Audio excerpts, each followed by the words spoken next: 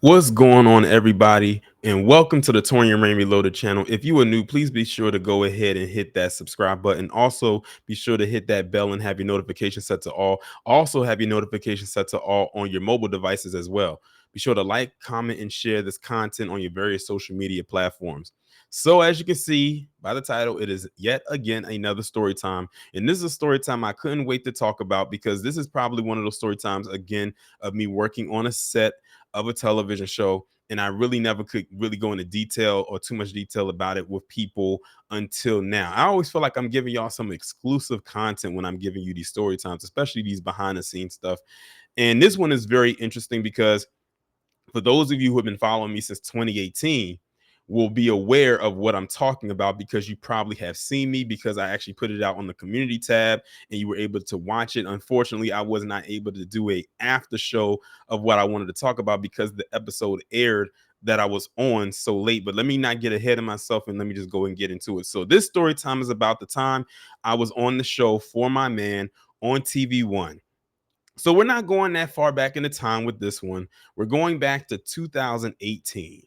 So basically, how all of this happened is in January of 2008. No, it wasn't January. I think it may have been December of 2017, maybe towards the end of December of 2017. I got an email from this casting director who was looking for people to be a part of this show called For My Man. Now, I've heard of the show before. It's basically one of those crime series type of shows where the scenario is a real life scenario, but it's a real life story, but it's a scenario played out in dramatization. Where you have a woman who was literally doing anything for her man, even to go as far as to kill for her man. In most of these stories, this is the case. Now, the story that I was a part of actually took place in Detroit, where you had this boy who found this wallet on the ground. And some people, when people find money on the ground, they'll take it, and it is, it is what it is. Some people are not going to always turn the money in. Now, the guy found out that this boy stole it, but I believe that he was wrapped up into some things, and he ended up killing the boy with the assistance of his girlfriend. Now, the girlfriend, well, the character that I portrayed in the episode, I was the son of the girlfriend. She was basically like a teenage mother. So if you watch the episode, she appears younger, and I appear, it's almost like we're almost around the same age because she was a young teen mother. So that's basically how the synopsis goes, and it's a little bit more into it. What I'm gonna do is I'm gonna see if I can find the episode because I believe it is on YouTube, and I'm gonna link it down below and put the timestamp up there because it's two episodes per uh it's two stories per episode, and I was in the second scenario. So I'm gonna do that and make sure, and I'm gonna have to make sure to remember to do that as well. So let me go back to the auditioning process. So I got a email from this casting director, and this is someone that I've worked with before, but it was so long to the point where when I got the email, I was shocked that they still had me on file to even consider me for this part. So I ended up like saying yes, I'll do it, and they sent me some sides are basically little like scripts of pieces for different shows. Ironically, because this casting director is based out of the Baltimore, they sent me sides for, you guessed it, The Wire. I forgot what character they had me do, and I ended up, reading the lines, not just reading the lines, but actually acting out the lines and acting out the part. And apparently, it was so good because the very next day, shocked to my surprise, I got an email right back from the casting director saying, "Congratulations, excuse me, you got the part." And I was like, "Oh wow." So, that's very interesting. And the thing is, I got the part, and it wasn't like I got the part and we immediately started shooting like the next day or anything like that. They basically had me come in and do like fittings and all types of stuff. They had to make sure you look good, the part and everything like that. I made sure to go online and look up the picture of the person that I was portraying. Then I ended up going to the barbershop and actually trying to fix myself up as closely to the person as I possibly could. And what's crazy is the picture that I looked up for the person, I still felt like I didn't really look too much like them, but I'm gonna get into that when I talk about when the episode airs. So I ended up doing all of that good stuff, and then all of a sudden, a tragedy happens. A family member of mine ended up passing away, and at such a very young age. right in the midst of all of this happening. And at the time, I didn't tell anybody that I got this part because it's almost like it has to be secretive. You can't really tell anybody about what's going on until something airs promoting it, and then you can go ahead and do it. So I couldn't tell them what was about to happen. So you got to think I had all of this good news that just got padded on with bad news. So that was a whole thing right there. But fast forward towards the end of January, it was getting close to the time when we was about to start filming the episode. And then that's when the bad news seemed like it got a little bit worse because I kid you not, the day of my loved one's funeral was the same exact day that we shot the first couple of scenes for this episode. I kid you not. So I had to go into this funeral being sad, but also realizing that I have to leave early to head to College Park in College Park, Maryland, because that's where the episode was shot at. Even though it took place in Detroit, it was a local shoot. I had to go to College Park and shoot these couple of scenes after just leaving a funeral. So I'm coming up in there with dress clothes on. It's not the exact attire that they were, looking for, but luckily for me, it actually worked out, and I'll explain how that was. So we was actually filming and what's so crazy is to this day, the family of my loved one, they still don't have any clue as to why I left early. If they see this video, they might put two and two together. But like I said, I couldn't tell anybody what I was doing because NDAs, non-disclosure agreements. So basically, after I left from there, went to College Park, which was probably about I can't remember the distance, maybe about 30 minutes to an hour away, probably. Got there, and I still had my dress clothes on because I didn't have any change of clothes. So, and this was like one of them things where you could kind of wear whatever, but you still kind of had to look a little bit for the time because I believe the actual incident itself was like in 2013. So if this was a 2018 shoot, we're talking about this story happened 5 years ago. So you still had to kind of dress like you was 2013. It's crazy. At that time, I was 28, getting ready to turn 29. So it's like I had to scale it back, go back in time, like I'm portraying a 24-year-old, even though the character wasn't 24. But y'all know what I mean.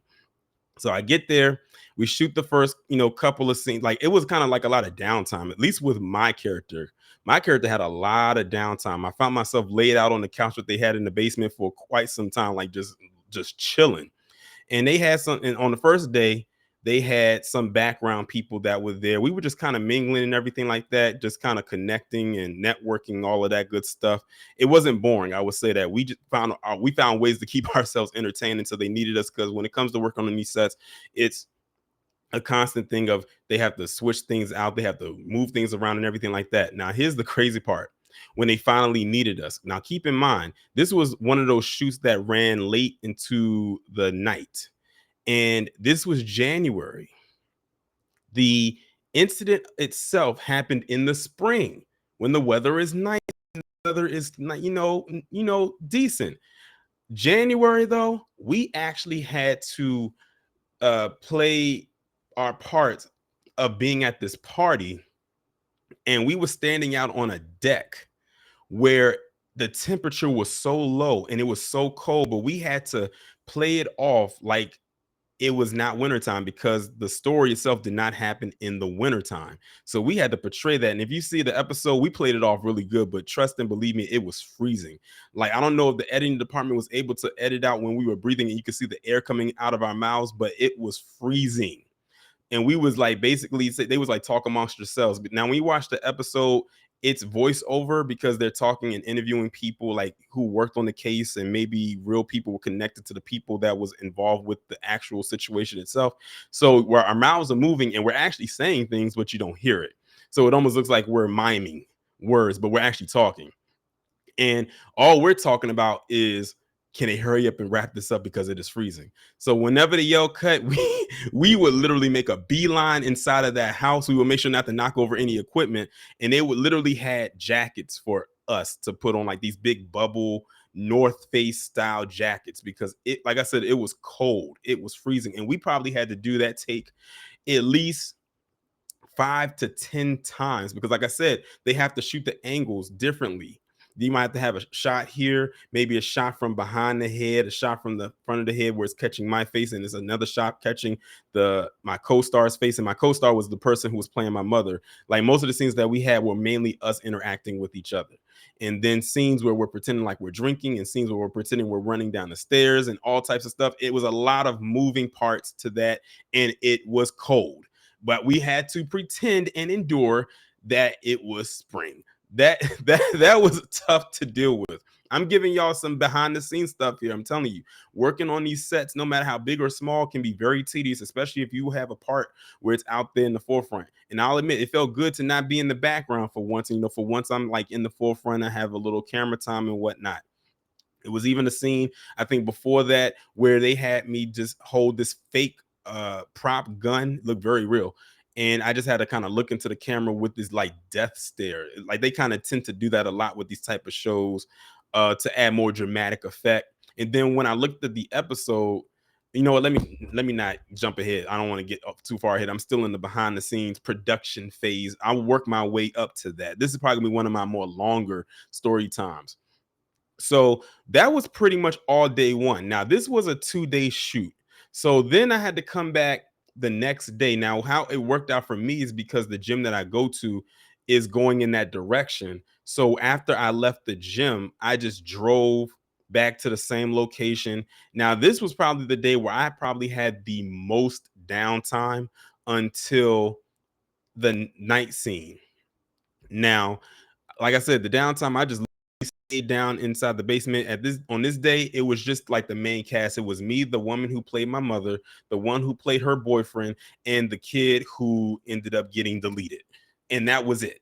That was it. It was just four of us on the set. There was no background extras this day like it was the day before. So it felt like a more intimate setting this time. But I had so much downtime because most of the scenes that was taking place in the episode dealt with the person who played my mother, her boyfriend, and the kid.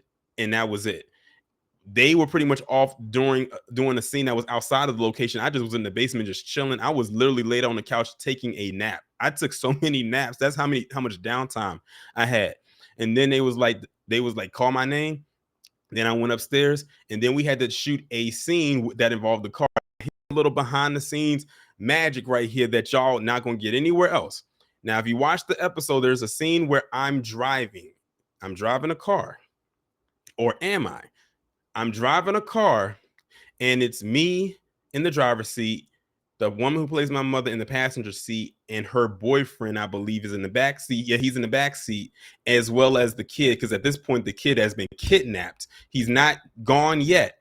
He's still very much alive. He's been kidnapped, and he's in the back seat. Now, here's the thing. Many will think that we were driving outside on a road at night. Nope. Nope. Nah. We were actually inside of a garage. They had the garage closed, the doors closed down to the garage. They had the doors closed to the garage, coming into the garage, and they had all the lights out. The only lights that were on were the lights for the cameras and those special lights, to get good lighting for the scene. That was it. We were never driving outside. We did have, I believe that the car was on. It was just the engine. We weren't revving anything or anything like that because carbon monoxide is a thing. So it was like that. We had the light. I don't think we even had the car on. We just had the lights on, to the headlights on, and maybe the headlights and the tail lights on, and that was it. But we were never driving. So when you look at the episode, and they'll probably add in the sound of a car moving or driving down the road, we were never driving. I was never had my foot on the gas and driving down the road and whatnot, especially in that car. And that was a nice looking car. So we were in the garage the whole time during the filming of that particular scene. And that scene probably took about 30 minutes to film. Probably 30 minutes to film outside of them setting up. When you add in the setting up part, it was probably over an hour. But that's pretty much how that particular scene was. And that was pretty much it. Because like I said, it was only a 2-day shoot. We were only shooting that scene for 2 days. So now our part is done. We've pretty much wrapped. Now I'm going to fast forward to, days and weeks and months go by, and now we're trying to anticipate when the episode is going to be. We finally found out what episode is going to be, but then here comes the con. The con is that this was a 2-part season. So I believe this was season 4, but they split the seasons in half because it was so many episodes. So our episode did not air until November. Keep in mind, we shot the episode in January, but we did not see the episode until November because that we were the second half of the season. We was actually very close to the season finale because I think it was about 20, maybe no more than 22 episodes, and I believe we were episode 18, if I'm not mistaken. So we were very close. Now, here's where it gets really exciting. Now we are it gets closer and closer to the air date. I'm kind of jumping ahead.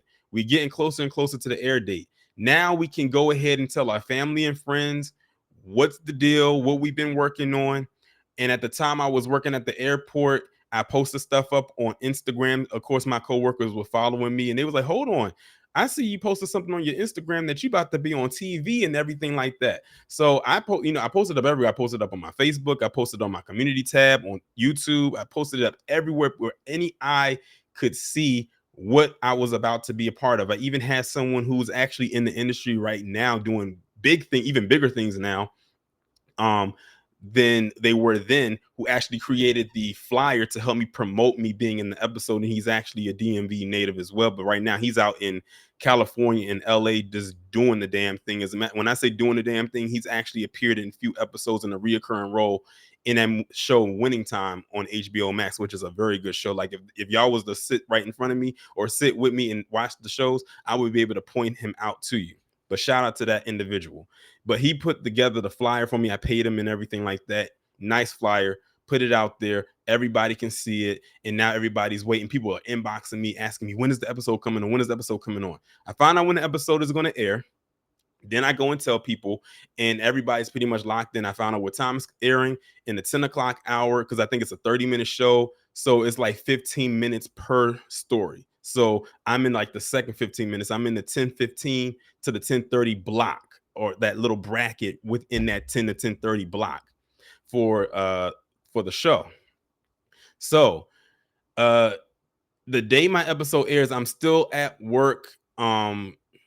Literally anticipating the counting down of the show coming on. And a lot of my coworkers are just kind of hyping me up. They was like, are you ready for the night? You ready to see the episode and everything? I say, I am ready to see it. Like, we worked hard on this for 2 days straight of working on this. And people might think, might kind of look at 2 days as nothing, but 2 days when it's like constant trust and believe. If you never worked on a film or television set, you would never know how tedious and time consuming it can actually be, especially when you're shooting in the wintertime when it's supposed to be the spring, but that's neither here nor there. So I get off work because I got off work at like 8 o'clock. I think my manager, when they found out I was going to be on there, they allowed me to get off early just so I can get home in time to actually catch it so I wouldn't miss anything, even though it aired at 10 o'clock. So even if I got off at my regular time, I would have still made it home. But you never know how that train system works, especially when you got to take one train and then transfer to another train. But got home, watch the episode. It came on at 10. We didn't know which episode or what story was going to come first. Of course, the story I was a part of did not come on from the 10 to 10:15, so we're watching the whole episode.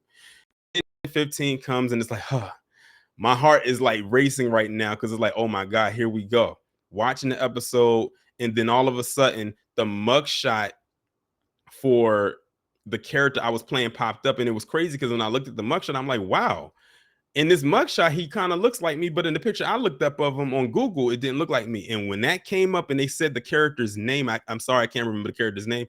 The first scene that they showed of me was that death stare camera of me holding the handgun up like this. And when I tell you, because my parents was right there watching, and they literally just jumped out of the chair out of pure excitement. And it was just like a wonderful feeling of them seeing their baby boy on television, and also having my peers see it as well. And I got so much reception. I got so many DMs of saying congratulations. People was tagging me. People was like recording it off their phone. I even had a person I went to school with, because when I was in school, they used to call me cameraman. And they was saying how they was recording it and they was like, oh my god, cameraman is famous. Like it was a wonderful feeling. Like I told you this is probably one of my favorite stories to tell, is this one right here, because it's just it was an amazing moment for me. It was a really amazing moment for me. And I also had people at the gym. I was telling them that I was going to be on it. So when I came back into the gym the next day or maybe the next week or so, I had them all saying, "Can I have your autograph? Oh, you famous now," and all stuff like that. Or don't get too big, or don't get Hollywood on us. A wonderful feeling to have at that particular time. Like, I'm so glad that that happened at that time. And it was just like, I, it's like all the emotions are coming right back as if this is just happening all over again. And it's like I said, it's a wonderful feeling when you work hard for something and you see it come into fruition. And then on top of that, you have the support from your family, your friends, and your peers. As a matter of fact, I think on my Instagram page, I might have created a story tab of people tagging me in different stuff and like all like congratulating me. I think I still have that on there. If I do, I'm gonna go back and look at it right after I finish recording this video. But yeah, that was pretty much it. And like I said, if I find the episode, and I know it was season 4. If I find it, I will post it down and I will put the timestamp on there to find, so you can see exactly where um my part comes in. And y'all just let me know what you think. Like, I can't wait for y'all to watch this video right here. And if y'all get a chance to watch the episode, I can't wait for y'all to bask in that glory and of that awesomeness, that great of seeing yourself on TV. It's a wonderful feeling, especially since in the last story time when I was telling you about the commercial, the con was, unfortunately, I wasn't able to see it. And on House of Cards, that was more a lot of background work. So it's like you kind of saw me in passing. If you didn't know it was me, unless I pointed it out, you would never know. Also, the same thing with me working on Captain America, again, another background part. And I think like when this came up, and I knew I was going to have the screen time, that's what made it even more exciting. But that's pretty much this story time right here. I'm glad I was able to share this with y'all. Y'all let me know what y'all think down in the comments.